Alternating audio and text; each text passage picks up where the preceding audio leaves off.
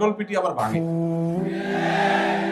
পৃথিবীতে এত কিছু ঘটে, কিন্তু উপন্যাস মানেই ঘুরে ফিরেও চিপায়। ওই অবৈধ সম্পর্ক, ওই হারাম রিলেশন, ওই 2 নম্বর পথ, ওই বাবা মার অবাধ্যতার পথে নিয়ে যাওয়া, ওই ক্যারিয়ার ধ্বংস করে দেওয়া, পড়াশোনা ধ্বংস করে দেওয়া, ঈমান আমল শেষ করে দেওয়া, তারুণ্য শেষ করে দেওয়া, এরা এদেশের তারুণ্যের সবচেয়ে বড় শত্রু।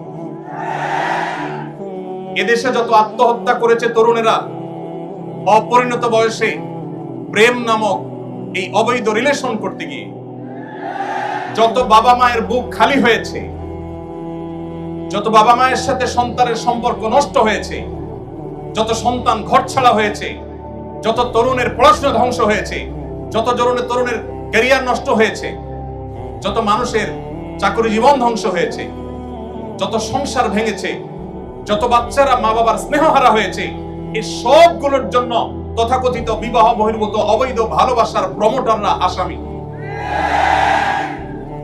এরা কেউ এই সমস্ত অপরাধের দায় এড়াতে পারে না। এরা আপনাকে সকাল বিকাল অভিনয় করে দেখাবে কিভাবে প্রেমকে জয় করতে হয়। মা বাবার অবাধ্য হয়েও নিজের অবৈধ কাজের সঙ্গীর হাত ধরে চলে যেতে হবে, সমাজকে বৃদ্ধাঙ্গুলি দেখিয়ে, মা বাবাকে বৃদ্ধাঙ্গুলি দেখিয়ে এটাকে পজিটিভলি তারা তুলে ধরবে। হ্যাঁ, অবশেষে নাটকে, সিনেমায়, নোবেলে প্রেমের জয় হয়েছে, মা বাবা হাসছে, সবাই পাশে মাইনে নিছে। এসব যারা সারাদিন দেখায় আপনাদেরকে, মানে প্রেমের যারা প্রশিক্ষক, আপনাদের এই 2 নম্বর কাজে যারা প্রশিক্ষক, এই প্রশিক্ষক বেচারাদের দুরবস্থা হলো, দেখবেন তাদের এক একজনের জীবনে 5টা, 7টা, 9টা, 10টা বিয়ে হয়েছে। যত আওয়াজ করে বিয়ে হয় তত আওয়াজ করে ভাঙে। এরা নিজেরাই তো ব্যর্থ। এরা আপনাদেরকে কি প্রেম শিখাবে? প্রেম শিখবেন মসজিদের ইমাম সাহেবের কাছে, প্রেম শিখবেন মাদ্রাসার হুজুরের কাছে। বউ ছাড়া বেচারা কিচ্ছু বুঝে না। নিজের ভালোবাসা সব উজাড় করে দিয়েছে তার বৈধ সঙ্গীর জন্য। আকাম কুকাম করে অজায়গায় কোজায়গায় ভালোবাসা বিলায় না। পশ্চিমাদের মোরালিটি শেষ হয়ে গেছে। আমি একটা কথা জোরালো ভাবে বলি, জ্ঞানে বিজ্ঞানে, তথ্য প্রযুক্তিতে, অবকাঠামোতে, অন্য অনেক বিষয়ে পশ্চিমারা যদি আমাদের চাইতে 200 বছর এগিয়ে থাকে, পরিবার ব্যবস্থাপনায় আমরা তাদের চাইতে 500 বছর এগিয়ে আছি। আপনারা তাদের কাছ থেকে জ্ঞান বিজ্ঞান নেন, আমার আপত্তি নেই। আপনারা তাদের কাছ থেকে অন্যান্য ভালো দিকগুলো নেন, আমার আপত্তি নেই। কিন্তু তাদের বস্তা পচা সস্তা বিবাহ বহির্ভূত রিলেশনের এই বিষ বাষ্প যদি আপনার সমাজে আমদানি করেন, তো মনে রাখবেন, আজ জাপান, কোরিয়া, ইটালি, যে দেশগুলোর নাম বলছি, এর বাইরে উন্নত অনেকগুলো দেশের কথা আমি নিজে জানি। নিজ চোখে তাদের সেই দুঃসহ চিত্র দেখার দুর্ভাগ্য আমার হয়েছে। আপনি গুগল করলে, আপনি একটু অনলাইনে সার্চ করলে দেখতে পাবেন তাদের মধ্যে জেনারেশনের যে গ্যাপ তৈরি হয়েছে, তাদের মানুষ জন্মের হার কমতে কমতে এমন পর্যায়ে চলে গেছে যে রীতিমতো প্রণোদনা দেওয়া হয়। আপনারা সবাই জানেন, ওপেন সিক্রেট, সারা বিশ্বে উন্নত দেশগুলোতে বিয়ে করেছেন, একটা সন্তান হয়েছে, সরকার এত টাকা ভাতা দিবে, 2টা হয়েছে আরো বেশি, 3টা হয়েছে আরো বেশি।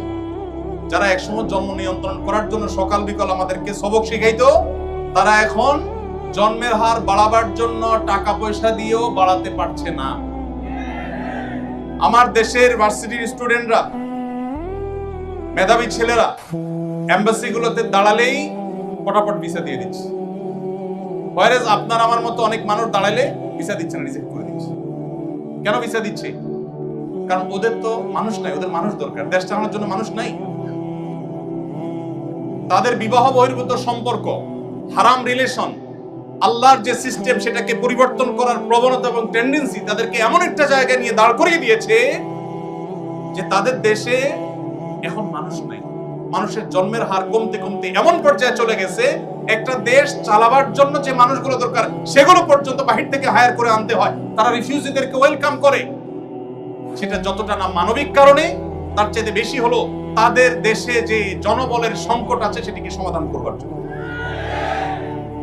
মুসলমানের সন্তান সেই সংস্কৃতি যদি আপনি আপনার দেশে আমদানি করেন, আপনার জীবনে আমদানি করেন, আপনার সমাজ শেষ হয়ে যাবে, পরিবার ধ্বংস হয়ে যাবে। ডক্টর খন্দকার আব্দুল্লাহ জাহাঙ্গীর রহমাল্লাহর একটি চমৎকার কথা আছে। স্যার বলতেন, ইসলামী দণ্ডবিধিতে সবচেয়ে করুণ, সবচেয়ে কঠিন শাস্তির কথা বলা হয়েছে কোন বিবাহিত দম্পতি তারা যদি পরস্পরের মধ্যে হারাম রিলেশনের মধ্যে জড়িয়ে যায়, জেনা করে, সবচেয়ে কঠিন এবং নির্মম শাস্তির কথা বলা হয়েছে। But why? কেন এই নির্মম শাস্তির কথা বলা হয়েছে?